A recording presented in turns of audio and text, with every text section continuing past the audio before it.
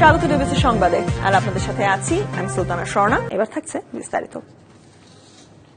জুলাই অভ্যুত্থানের প্রথম শহীদ রংপুরের বেগম রোকেয়া বিশ্ববিদ্যালয়ের ছাত্র আবু সাইদ হত্যা মামলার অভিযোগ আমলে নিয়েছে ট্রাইব্যুনাল। এতে বিশ্ববিদ্যালয়ের সে সময়ের উপাচার্য হাসিবুর রশিদকে প্রধান আসামি করা হয়েছে। তদন্তে ৩০ জনের সম্পৃক্ততা পেয়েছে প্রসিকিউশন। আদালত অভিযোগ আমলে নিয়ে ২৬ জনের বিরুদ্ধে গ্রেপ্তারি পরোয়ানা জারি করেছে। আর এই মামলার পরবর্তী শুনানির দিন ঠিক করা হয়েছে ১০ জুলাই। আবু সাইদ বেগম রোকেয়া বিশ্ববিদ্যালয়ের ইংরেজি বিভাগের শিক্ষার্থী। বৈষম্য বিরোধী ছাত্র আন্দোলন যখন তুঙ্গে, তখন পুলিশের গুলির সামনে বুক চিতিয়ে দাঁড়ায় সাইদ। ২০২৪ সালের ১৬ জুলাই হাত খুলে বুক চিতিয়ে দাঁড়ানো সাইদ নিহত হন পুলিশের গুলিতে। আর সেই মৃত্যু দৃশ্যের ভিডিও মুহূর্তে ছড়িয়ে পড়ে দেশ বিদেশে।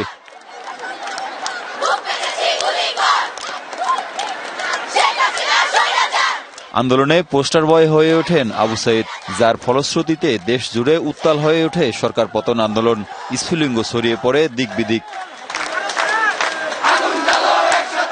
সেই আগুনে শেষ পর্যন্ত ৫ই আগস্ট প্রকারান্তরে ৩৬ জুলাই ক্ষমতাচ্যুত হন সাবেক প্রধানমন্ত্রী শেখ হাসিনা। পালান দেশ থেকে। ঘটনার প্রায় ১ বছর পর আলোচিত এই মামলার চূড়ান্ত তদন্ত প্রতিবেদন আন্তর্জাতিক অপরাধ ট্রাইব্যুনালে জমা দেয় রাষ্ট্রপক্ষ। তদন্তে ৩০ জনের সম্পৃক্ততা পেয়েছে প্রসিকিউশন। সুতরাং সুপিরিয়র দায় হচ্ছে শেখ হাসিনার, আসাদুজ্জামান খান কামালের, আইজিপির এবং তারপরে পুলিশের রংপুরের যারা ঊর্ধ্বতন কর্তা ছিলেন তাদের ব্যাপারে ঊর্ধ্বতন দায় এখানে এই মামলাতে পাওয়া গিয়েছে এবং তাদের ব্যাপারে চার্জশিট দাখিল করা হয়েছে। এবং পাশাপাশি অক্সিলিয়ারি ফোর্স হিসেবে আওয়ামী লীগ, যুবলীগ এবং বিশ্ববিদ্যালয়ের ভিসি সহ বিশ্ববিদ্যালয়ের প্রশাসন এই ছাত্রদের আন্দোলন দমনের ব্যাপারে পুলিশকে কিন্তু সরাসরি নির্দেশনাও দিয়েছে। গত ১৩ জানুয়ারি সাবেক প্রধানমন্ত্রী শেখ হাসিনা সহ ২৫ জনের বিরুদ্ধে ট্রাইব্যুনালে অভিযোগ দেন আবু সাইদের বড় ভাই রমজান আলী। এই মামলায় কারাগারে থাকা ৪ আসামি হলেন বেগম রোকেয়া বিশ্ববিদ্যালয়ের সাবেক প্রক্টর শরীফুল ইসলাম, পুলিশের সাবেক সহকারী উপপরিদর্শক আমির হোসেন, কনস্টেবল সুজন চন্দ্র রায় ও ছাত্রলীগ নেতা ইমরান চৌধুরী আকাশ। Hasan Sakib, DBC news, Dhaka. একজন ব্যক্তি একই দিনে এবং প্রায় একই সময় ২ শহরে গুলিবিদ্ধ হয়ে চোখ হারিয়েছেন। জুলাই আগস্টের গণ অভ্যুত্থান ঘিরে নজিরবিহীন এই ঘটনায় ২টি শহরেই মামলা হয়েছে। ভুক্তভোগী যুবক সাইফুদ্দিন এমদাদ নিজে একটি মামলা করেছেন চট্টগ্রামে। এছাড়া তার পক্ষে রাজধানীতে আরেকটি মামলা করেছেন সাবেক এক ছাত্রদল নেতা। এই ঘটনায় ক্ষুব্ধ জুলাই আন্দোলনের সম্মুখ সারির নেতারাও। মিথ্যা তথ্যের প্রমাণ পেলে বাদীর বিরুদ্ধে ব্যবস্থা নেওয়ার কথা বলেছে পুলিশ। জুলাই আগস্টে ছাত্র জনতার অভ্যুত্থানের ১০ মাস পর গেল ১৭ জুন চট্টগ্রামের খুলশী থানায় মামলা দায়ের করেন সাইফুদ্দিন এমদাদ, যেখানে নিজেকে পরিচয় দেন জুলাই যোদ্ধা হিসেবে।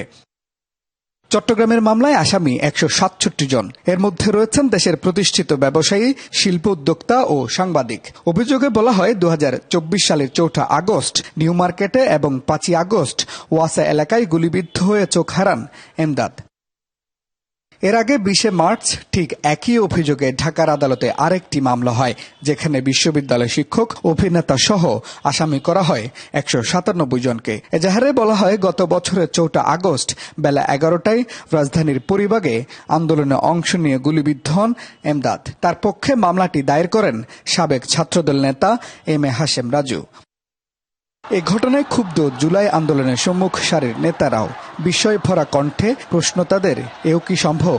বৈষম্য বিরোধী ছাত্র আন্দোলনের কাউকে বা কোনো টিমকে না জানিয়ে ওভারনাইট একটা মামলা করে ফেলা, এটা আসলে সন্দেহ তৈরি করে, মানে এই মামলার ইন্টেনশন নিয়ে। একই সময়ে ২টি জায়গায় আহত হওয়ার ঘটনাকে কেন্দ্র করে ২টি মামলা করেন, তাহলে ওই ২টি মামলার ভ্যালিডটুকু কমে যায়। এসব বিষয়ে এমদাদের সাথে কথা বলতে মুঠোফোনে বেশ কয়েকবার চেষ্টা করা হলে ফোন বন্ধ পাওয়া যায়। আপনি যে নম্বরে কল করেছেন সেটি বন্ধ আছে। ঢাকার মামলার বাদী সাবেক ছাত্রদল নেতা রাজুর দাবি, ১ মাস ধরে এমদাদের সাথে যোগাযোগ করেও তাকে পাওয়া যাচ্ছে না। ১-১.৫ মাস যোগাযোগ নাই। আমি তারাই বললাম, তারপরে ওসি শাহবাগ বলেছে যে তুমি এসে জবানবন্দি দিয়ে যাও। সে অসুস্থ বলল, গ্রামে বলল, ঈদের পরে এসে দিবে বলল। এখন শুনতেছি সেই ১৭ জন কুলসিতে মামলা করছে। বিতর্কিত এই ঘটনাকে নজিরবিহীন বলছে দুর্নীতি বিরোধী ও মানবাধিকার সংস্থাগুলো। একই ভিকটিম একই দিনে ঢাকায় আক্রান্ত হলো, চট্টগ্রামে আক্রান্ত হলো। আপাত দৃষ্টিতে দেখা যাচ্ছে এটা হচ্ছে গোষ্ঠী বিভক্তি স্বার্থে অর্থ আদায়ের জন্য, লাভবান হওয়ার জন্য, বাণিজ্যিক উদ্দেশ্যে মামলাটা করা হয়। দ্রুত তদন্ত করে সত্য রিপোর্টটা প্রকাশ করা। মিথ্যা তথ্য দিয়ে মামলা করার প্রমাণ মিললে আইন অনুযায়ী ব্যবস্থা নেওয়ার কথা বলছে পুলিশ। কারো ক্ষতি করার উদ্দেশ্যে এই মিথ্যা মামলা করেছে কিনা, তো সেই অনুযায়ী আমরা ব্যবস্থা নিব। এখন পর্যন্ত এটা তদন্ত পর্যায়ে আছে এবং নিরীহ নির্দোষ ব্যক্তি যাতে কোনোভাবে অযথা হয়রানির শিকার না হয় সেটা আমরা দেখব। 2 মামলার এজাহারে সাইফুদ্দিনকে ঢাকার সরকারি মাদ্রাসা ই আলিয়ার আলিমের ছাত্র হিসেবে উল্লেখ করা হয়। তার বাড়ি চট্টগ্রামের সন্দ্বীপ উপজেলায়। সাইফুদ্দিন অতি গুরুতর আহত, জুলাই যোদ্ধা হিসেবে গেজেটভুক্ত। Mujibul Haque, DBC news, Chittagong. 2 দিনের শাটডাউনের পর কাজে ফিরেছেন জাতীয় রাজস্ব বোর্ড এনবিআর এর কর্মকর্তা কর্মচারীরা। পরিস্থিতি স্বাভাবিক হয়েছে, কার্যক্রম পুরো দমে শুরু হয়েছে এনবিআর এর অধীনস্থ সব দপ্তর ও বন্দরের আমদানি রপ্তানিতে। ভবিষ্যতে এমন ঘটনা আর ঘটবে না প্রত্যাশা করে এনবিআর চেয়ারম্যান বলছেন, চলতি অর্থ বছরে এখন পর্যন্ত 3,60,000 কোটি টাকার রাজস্ব আহরণ হয়েছে। রাজস্ব বোর্ড সংস্কারে 12 মে মধ্যরাতে অধ্যাদেশ জারির পর এনবিআর সংস্কার ঐক্য পরিষদের ব্যানারে আন্দোলনে নামেন রাজস্ব কর্মকর্তারা। কলমবিরতি অবস্থান কর্মসূচির মাধ্যমে। কমপ্লিট শাটডাউনের কারণে অচল হয়ে যায় সব বন্দর। বন্ধ ছিল আমদানি রপ্তানি। রবিবার রাতে ব্যবসায়ীদের মধ্যস্থতায় কর্মসূচি প্রত্যাহার করে নেয় আন্দোলনকারীরা। সোমবার সকাল থেকে রাজধানীর আগারগাঁওয়ে রাজস্ব ভবনের কর্মস্থলে কাজে যোগ দিতে শুরু করেন তারা। স্বাভাবিক হয়েছে এনবিআর এর অধীন সব দপ্তর ও বন্দরের আমদানি রপ্তানি। সেবা নিতেও আসছেন অনেকে। সোমবার সকালে সংবাদ সম্মেলন করেন এনবিআর চেয়ারম্যান আব্দুর রহমান খান। বলেন, এনবিআর এর অধীন সব দপ্তর ও বন্দরের কার্যক্রম চালু আছে। চলতি অর্থ বছরে 3,60,000 কোটি টাকা রাজস্ব আহরণ হয়েছে। আজকে আমাদের সারা দেশের সবগুলো দপ্তর সংস্থাই সকাল থেকেই কাজ করছে, সম্পূর্ণ উপস্থিতি আছে। আজকে সকাল 10টা পর্যন্ত আমাদের রেভিনিউ আদায় হয়েছে 3,60,922 কোটি টাকা। গতবারের তুলনায় এবার রাজস্ব আহরণ বেড়েছে বলে জানান তিনি। তবে আন্দোলনের কারণে রাজস্ব আহরণ কিছুটা বাধাগ্রস্ত হয়েছে। আমরা আশা করি যে গতবারের চেয়ে বেশি হবে, এটা নিশ্চিত। কিন্তু আমরা যেরকম আশা করেছিলাম হয়তো একটু তো হোঁচট খেয়েছে এই কয়দিনের কাজকর্মে। যা হয়েছে তা ভুলে গিয়ে আগের মতো কাজ করার জন্য আন্দোলনকারীদের প্রতি আহ্বান জানান NBR chairman. Khalid Hasan, DBC news. NBR এর কমপ্লিট শাটডাউন কর্মসূচি প্রত্যাহার হলেও এর রেশ চট্টগ্রাম বন্দরে রয়ে যাবে অনেকটা সময়। জাহাজ জট, পণ্যের স্তূপ আর বিলম্বিত খালাসে ভুগতে হবে ব্যবসায়ীদের। এ নিয়ে বিস্তারিত জানাতে আমাদের সাথে যুক্ত হচ্ছেন চট্টগ্রাম থেকে সহকর্মী মাসুদুল হক। মাসুদুল, বর্তমানে বন্দরের যে পরিস্থিতি আছে জানাবেন। এখন পর্যন্ত চট্টগ্রাম বন্দরে কন্টেনারের সংখ্যা হচ্ছে প্রায় 41,432, কিন্তু স্বাভাবিক সময়ে থাকে 30 থেকে 35,000। অর্থাৎ এই যে বাড়তি কন্টেনার থাকার ফলে এই মুহূর্তে চট্টগ্রাম বন্দরে দেখা দিয়েছে কন্টেনার জট, একই সাথে দেখা দিয়েছে জাহাজ জট। অর্থাৎ চট্টগ্রাম বন্দরের বহির্নগরে এই মুহূর্তে রয়েছে প্রায় 20টির অধিক কন্টেনার জাহাজ, এবং এইসব জাহাজগুলোতে যে অপেক্ষমান যে সময় সেগুলো অন্যান্য সময় থাকতো 3 থেকে 4 দিন, এখন লাগে প্রায় 6 থেকে 7 দিন। এর ফলে প্রতিটি জাহাজকে বাড়তি 1 দিনের জন্য দিতে হবে $10,000 করে, যেটি বহন করবে আমদানিকারক। আর আমদানিকারক যখন এই জাহাজের থেকে যে পণ্য সে যখন খালাস করবে, সে যখন বাজারে এই পণ্যটা দিবে, তখন সেই বাড়তি টাকাটাও যারা ভোক্তা তাদের কাছ থেকে তারা এটা নিয়ে নিবে। এর ফলে ভোগ্য পণ্যের বাজারে কিন্তু এর প্রভাব পড়ার একটা শঙ্কা রয়েছে। একই সাথে সবচেয়ে বড় যেটি উদ্বেগজনক বিষয় সেটি হচ্ছে এই 2 দিনের যে আপনার কর্মবিরতি যে শাটডাউন, এর ফলে বিশেষ করে বিভিন্ন দেশের বিভিন্ন প্রান্তে উৎপাদনমুখী শিল্প কিন্তু ব্যাহত হয়েছে। সেইখানে বিভিন্ন দেশের বিভিন্ন প্রান্তে যে সমস্ত কলকারখানা রয়েছে সেখানকার কাঁচামাল সহ বিভিন্ন পণ্য কিন্তু এখানে আটকা রয়েছে। যদিও গতকাল থেকে কিন্তু বন্দরের কার্যক্রম স্বাভাবিক হলেও কিন্তু এর রেস্ট থাকবে প্রায় কয়েকদিন, প্রায় 1 সপ্তাহ পর স্বাভাবিক হলে প্রায় সপ্তাহখানিক সময় লাগতে পারে, এমনটা জানিয়েছেন বন্দর কর্তৃপক্ষ এবং যারা স্টেক হোল্ডার। আপনারা ঠিক দেখছেন বন্দরের পাশেই দীর্ঘ যানজট, অর্থাৎ এইসব বড় বড় লরি, প্রাইম মুভার, এগুলো কিন্তু বন্দরের অভ্যন্তরে কন্টেনার নেওয়ার জন্য অপেক্ষা করছে, এবং বন্দরের প্রায় কয়েক কিলোমিটার এলাকা জুড়ে দীর্ঘ এই ধরনের লাইন। তো যেমনটি বলছিলাম, এই মুহূর্তে চট্টগ্রাম বন্দরের অবস্থা কিন্তু স্বাভাবিক হলেও এখন দেখা দিয়েছে কন্টেনার এবং জাহাজ জট, যেটি হয়তো স্বাভাবিক হতে আরো সপ্তাহখানিক সময় লাগতে পারে। তো এই ছিল আমার কাছে চট্টগ্রাম থেকে খবরাখবর। মাসুদুল আমাদের সাথে যুক্ত ছিলেন চট্টগ্রাম বন্দর থেকে। এদিকে কমপ্লিট শাটডাউন কর্মসূচি তুলে নেওয়ার পর দেশের সব কাস্টমসে পুরো দমে কাজ শুরু হয়েছে। কর্মচাঞ্চল্য ফিরেছে বন্দরে। তবে গত 2 দিনে 19টি বেসরকারি ডিপোতে জমেছে 14,371টি রপ্তানি কন্টেইনার। চট্টগ্রাম বন্দর দিয়ে এসব যাওয়ার কথা ইউরোপ কিংবা যুক্তরাষ্ট্রে। নির্ধারিত সময়ের পর ক্রেতারা তা নেবেন কিনা তা নিয়ে দেখা দিয়েছে শঙ্কা। আটকে পড়া রপ্তানি পণ্যের বেশিরভাগই পোশাক শিল্পের। চট্টগ্রাম কাস্টমসের কার্যক্রম সীমিত পরিসরে শুরু হয়েছে।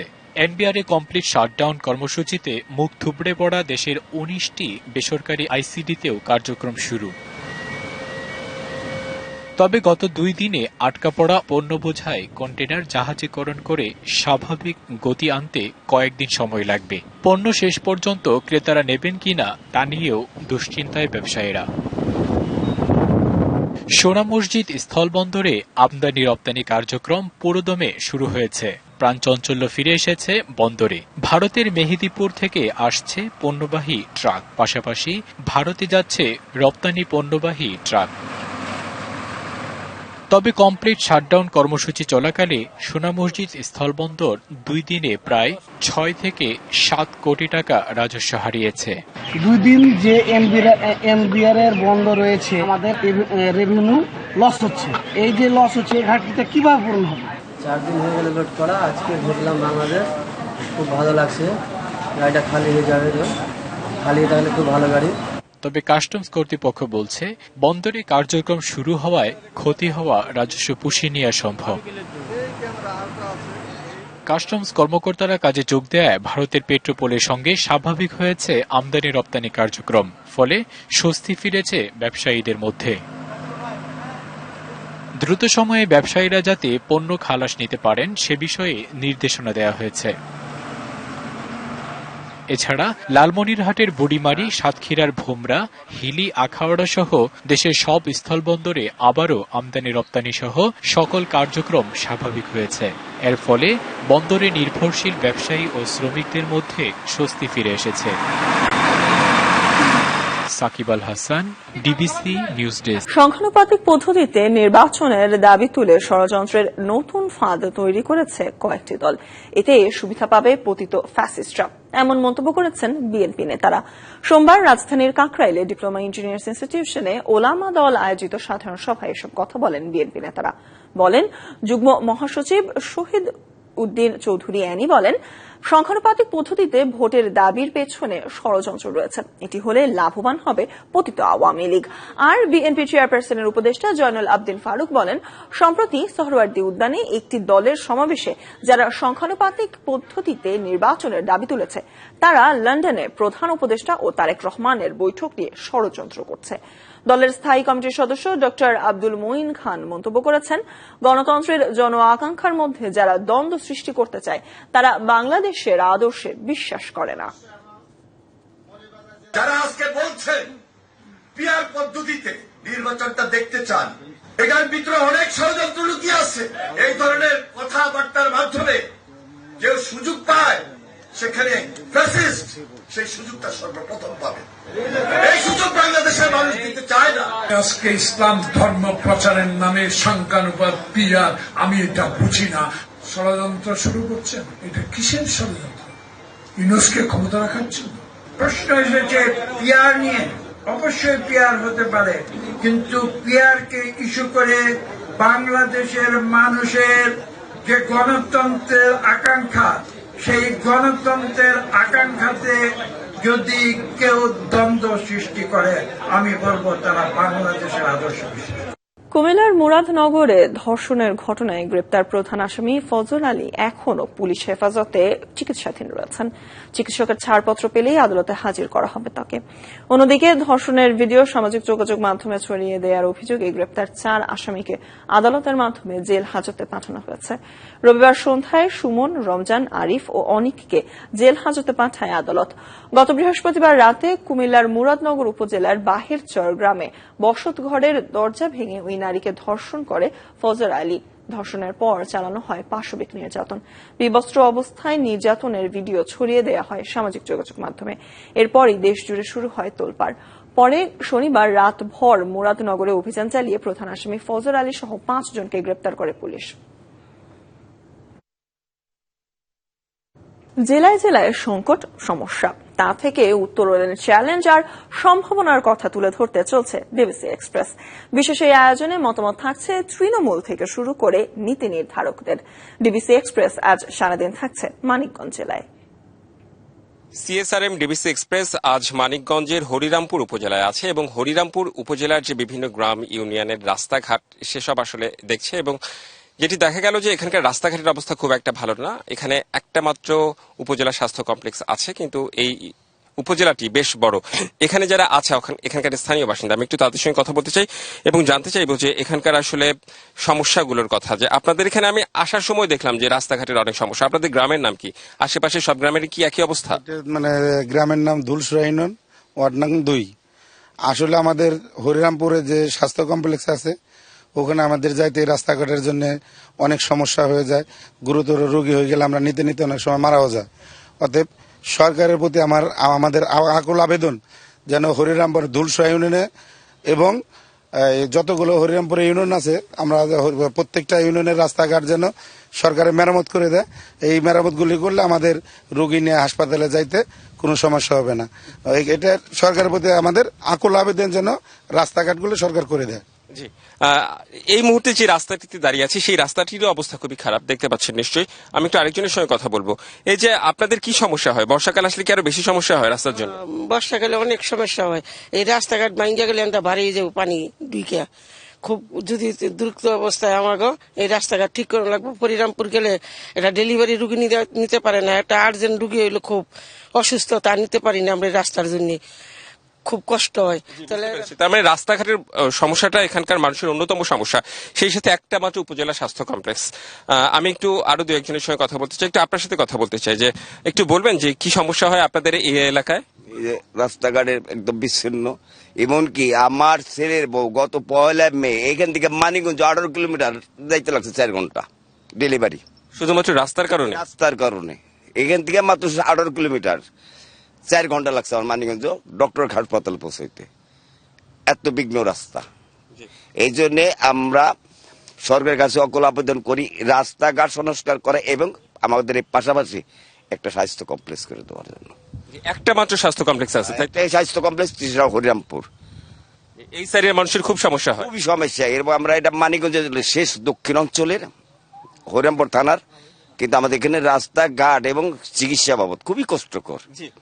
আমরা কথা বলছিলাম এখানকার যারা স্থানীয় বাসিন্দা রয়েছে, অর্থাৎ হরিরামপুরের এই গ্রামের যারা স্থানীয় বাসিন্দা আছে তাদের সঙ্গে কথা বলছিলাম। শুধু এই গ্রাম না, আশেপাশের কয়েকটি গ্রাম এবং হরিরামপুর শহরে পৌঁছাতে, অর্থাৎ একটা মাত্র উপজেলা স্বাস্থ্য কমপ্লেক্স, সেখানে পৌঁছাতে তাদের অনেক সমস্যা হয় শুধুমাত্র রাস্তাঘাটের কারণে। রাস্তাঘাট ভাঙা। আমি যখন গাড়ি নিয়ে আসি ডিবিসি এক্সপ্রেসে তখনও আমি দেখেছি রাস্তাঘাটের অবস্থা খুব একটা ভালো না। ডিবিসি এক্সপ্রেস আর সারাদিন হরিরামপুরে আছে এবং মানিকগঞ্জের হরিরামপুরের যে সমস্যাগুলো সেসবই তুলে ধরবে। ডিবিসি এক্সপ্রেসের সাথেই থাকুন। সারা দেশে করোনার প্রকোপ বাড়তে শুরু করলেও এখন পর্যন্ত গোপালগঞ্জে শনাক্তের পরীক্ষা শুরু হয়নি। একদিকে কিট আসেনি, অন্যদিকে আরটিপিসিআর চালানোর মতো জনবল নেই এখানে। কর্তৃপক্ষ বলছে কিট পেলে শনাক্তের কাজ শুরু হবে। হাটবাজারে সড়কে মানুষের স্বাভাবিক যাতায়াত, বোঝার উপায় নেই দেশে আবারও বাড়ছে করোনা সংক্রমণ। কারো মাঝেই নেই সচেতনতার বালাই। হাসপাতালের চিত্রও প্রায় একই। এ ব্যাপারে উদাসীন রোগী ও স্বজনরা। আবহাওয়া পরিবর্তনের কারণে প্রতিদিনই চিকিৎসা নিতে আসছেন জ্বর, সর্দি কাশিতে আক্রান্তরা। অধিকাংশ রোগী মাস্ক না পরে ভিড় করছেন চিকিৎসা কেন্দ্রে। আবার অনেকে জানেই না করোনা সংক্রমণের কথা। জানি না বেশি, এটা করোনা গ্রামে থাই তো। করোনা বাড়ছে এটা তো আমরা শুনিনি, নতুন করে করোনা আসছে এটা আমরা জানি না। এদিকে করোনা পরীক্ষার কিট না আসায় গোপালগঞ্জ মেডিকেল কলেজ, 250 শয্যা বিশিষ্ট জেনারেল হাসপাতাল সহ উপজেলা স্বাস্থ্য কেন্দ্রগুলোর কোথাও করোনা পরীক্ষা শুরু হয়নি। আরটিপিসিআর চালানোর মতো জনবল না থাকায় আরটিপিসিআর রুমটি তালাবদ্ধ। পরীক্ষার কিট আসলে করোনা শনাক্ত এবং সে অনুযায়ী ব্যবস্থা নেওয়া যাবে বলে জানিয়েছে কর্তৃপক্ষ। পরীক্ষার বিষয়ে যে করোনার যে কিট, এই কিট এখনো পর্যন্ত কিন্তু আমরা পাইনি। এটা খুব দ্রুত আমরা পেয়ে যাবো বলে আমরা আশা করছি, কিন্তু এখনো কিট পাইনি বলে আমরা এখনো আমাদের এখানে পরীক্ষা হচ্ছে না। বিভিন্ন উপজেলা হাসপাতাল সহ জেলা পর্যায়ে আলাদা শয্যা প্রস্তুত রাখার কথা জানিয়েছেন সিভিল সার্জন। টেকনোলজিস্ট এবং ডাটা অ্যানালাইজার যারা আসলে আগে প্রজেক্টে ছিল তাদের প্রজেক্ট শেষ হয়ে যাওয়ার কারণে এই মুহূর্তে কর্মরত নাই। এটা আমরা উদ্বোধন কর্তৃপক্ষকে জানাইছি এবং কিটেরও মেয়াদ শেষ হয়ে গেছে। তো আমাদেরকে জানানো হয়েছে যে আমরা অল্প সময় যে কিট পাবো, তো পাইলেই আমরা গোপালগঞ্জে পরীক্ষা শুরু করতে পারবো। কোভিড-19 জন্য কিন্তু আমরা বেড রেডি করতেছি রাখার জন্য। করোনা ছড়িয়ে পড়ার আগেই শনাক্তের ব্যবস্থা সহ সচেতনতা বাড়ানোর উদ্যোগ নেওয়া প্রয়োজন বলে মনে করছেন সচেতন মহল। DBC news desk. পাকিস্তানে টানা বৃষ্টিতে সৃষ্ট বন্যায় মৃতের সংখ্যা বেড়ে ৪৫ জনে দাঁড়িয়েছে। এই বিষয়টি নিশ্চিত করেছে দেশটির দুর্যোগ ব্যবস্থাপনা কর্তৃপক্ষ। বন্যায় সবচেয়ে বেশি প্রাণহানি হয়েছে দেশটির খাইবার পাখতুনখোয়া প্রদেশে। সেখানে 10 শিশু সহ 21 জনের মৃত্যু হয়েছে। ভারত সীমান্ত সংলগ্ন পাঞ্জাবে ভারী বৃষ্টিতে দেয়াল ও ছাদ ধসে 13 জনের মৃত্যু হয়েছে। সিন্ধ ও বেলুচিস্তানে প্রাণ গেছে আরও 11 জনের। আগামী 5 জুলাই পর্যন্ত দেশজুড়ে ভারী বৃষ্টি, দমকা হাওয়া এবং বজ্রসহ ঝড়ের পূর্বাভাস দিয়েছে দেশটির দুর্যোগ ব্যবস্থাপনা কর্তৃপক্ষ। এছাড়াও ইসলামাবাদ, কাশ্মীর, পাঞ্জাবের কিছু অংশ এবং খাইবার পাখতুনখোয়ার বিভিন্ন এলাকায় আরও বন্যা ও ভূমিধসের সতর্কতা জারি করা হয়েছে।